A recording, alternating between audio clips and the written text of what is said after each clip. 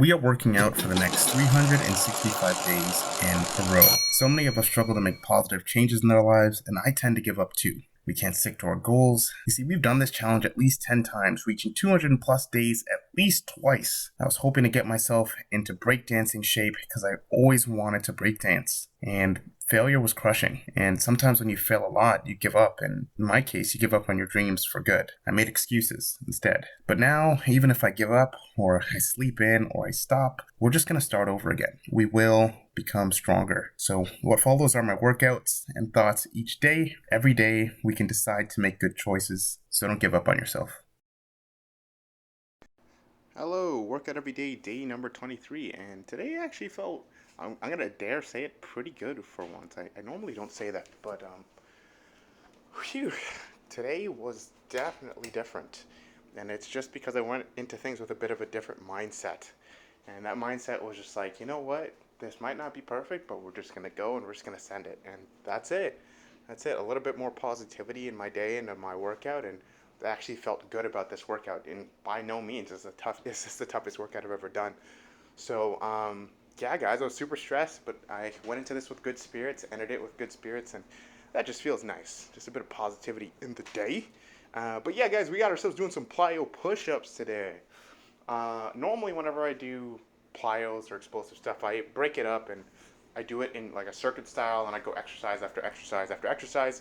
But today I wanted to try something a little bit different, and I wanted to do exercises in one set. Sorry, in like one like grouping. So I just do plyo sets for 4 sets.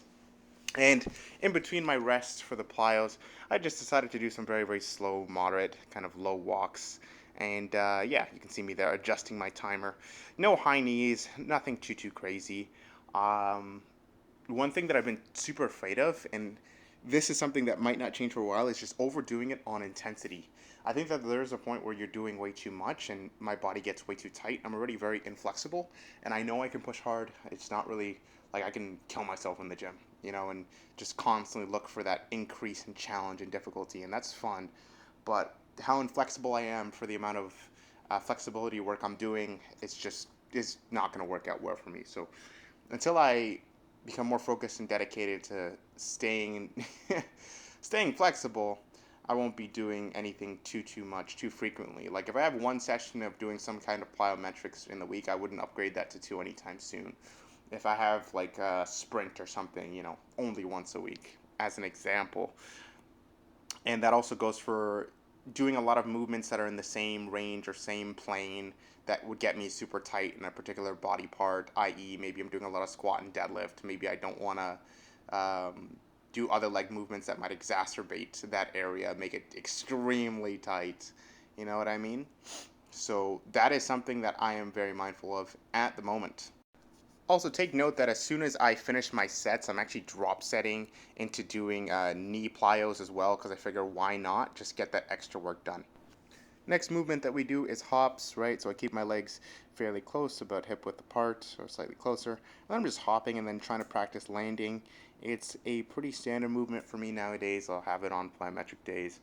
And I'm really trying to feel through my landing and feel my ankle feels. And one thing I noticed very gradually is that my right ankle feels a bit stiff, and sometimes I feel like my knee, I don't know, it tracks in a weird direction, and I feel that it gets tight or even goes into pain. So you'll see me doing like quite a few of these until eventually I make a change.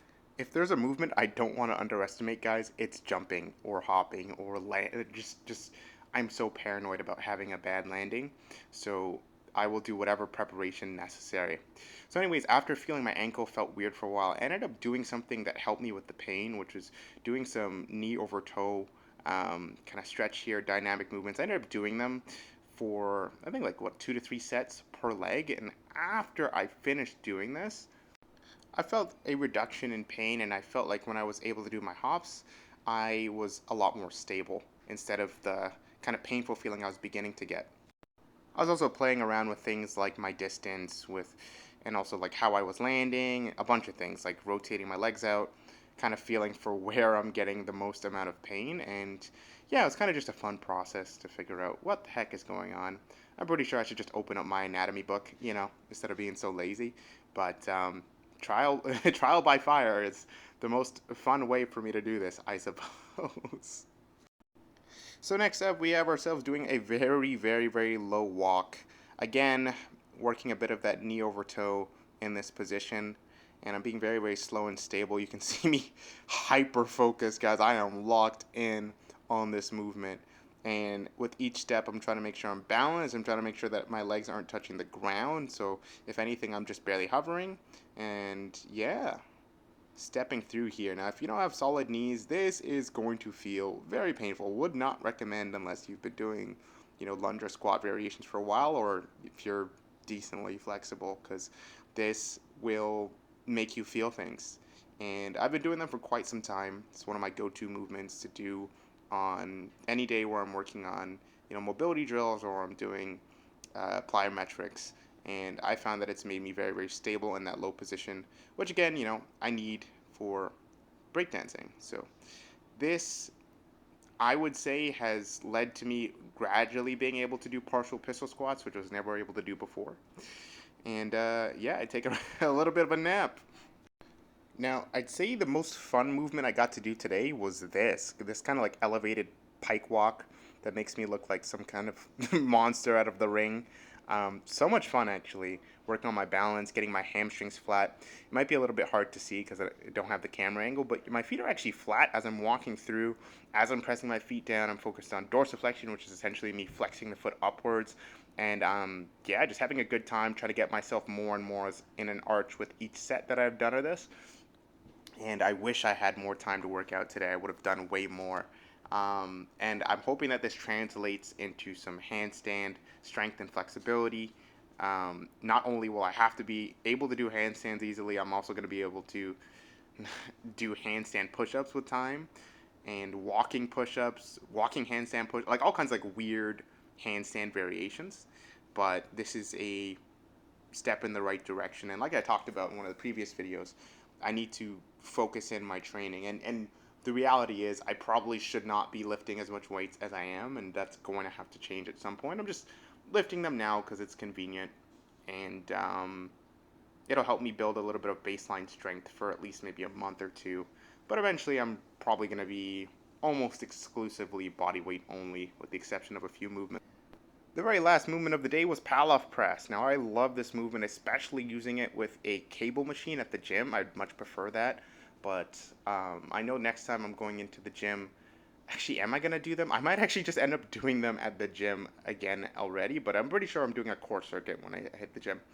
But anyways, yeah, Palloff press, it's good to work something called anti-rotation. So essentially the band is pulling me towards that pole, and I'm pushing against that band, and stabilizing my core muscles, making sure I'm breathing in as the band is coming towards me, exhaling as I'm pushing it outwards. Okay, this is an amazing movement. I'm definitely going a little bit too fast. But this weight, funny enough, was not that heavy of a weight. I needed more. So with resistance bands, if you don't know, to make it heavier, you step out further. I'm just afraid to tear the band, really. I do have another band that is a red band that is a bit more intense than this one, and that's the one I'm going to use next time. But it's like way, way, way heavier than this. So I feel like I need a middle ground. And I keep my knees slightly bent, and that's just out of habit because I'm used to doing this with decently heavy weight, honestly, with the cable machine and being controlled throughout. And for me, one of the things that helped me the most, and this might sound weird, but just with stuff like bench, even, this movement just made me a machine, like back when I actually did bench.